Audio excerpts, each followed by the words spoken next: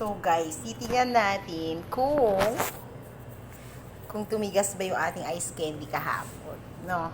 Tinanggal muna natin sa freezer, no? So tumigas siya. So yan, ang bango niya. So ito ay kagahapon ay 20 pieces. Titingnan natin kung 2, 3, 4, 5, 6, 7, 8, 9, 10, 11, 12, 13, 14, 15, 16. So 16 means may nawalang 4 na. So, ibig sabihin, may tumikim na yung ating ice candy. So, yan. Mabenta yung ating ice candy. Kahapon, medyo tigas na siya, oh. Ang galing. Sino kaya ang ating first customer sa ating ice candy? So, di ba? Parang ang sarap na kainin. Kaso, aga pa. So, gusto ko nang tikman. Diba? Ang galing. Ang ating ice candy, ang lalaki. Diba? Ang sarap. So, yan. May ice candy na tayo. So, mamaya, mag-try ko din magawa uli ng gelatin. Kasi mayroon pa ako ditong mangga.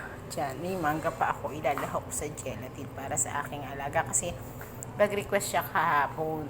So, ngayon, inano ko lang talaga tong ice candy kahapon. So, isang araw ko gusto magawa ng ice candy. So, wala akong ingredients. So, wait lang. Babalik na natin sa freezer. So, yan, diba? Medyo tumigas na yung ating ice candy. Kahit pa paano. Na tinesting lang nating maggawa. So, hindi pa naman kasi ako nagagawa. It's my first time na maggawa ng ice candy. Kasi sabi ko nga sa inyo, ay ako'y naglalako lang ng ice candy noong grade 4 ako. So, yan. Magagamit ko na yung siguro, nakikita ko lang. At base nga, sabi ko nga sa inyo, base sa nalalasahan ko. So, yun ang ginagawa ko para makagawa ng mga bagay na hindi ko akalain kaya ko palang gawin yung mga pagkain ganun. So, alam nyo pa, isa pa ang hinahanap ko na sabi madali lang, yung kare-kare. So, yun.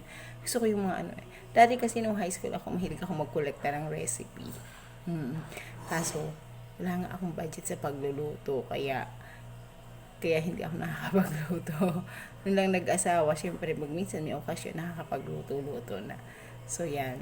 So, thank you sa pagsama niyo sa aking, simula sa aking pag-re-repack na ice candy kahapon at sa aking pagtingin kung tumigas na ba siya. Thank you! See you again to my next video. Don't forget to like. Don't forget to react. Don't forget to engage me. At don't forget to follow me.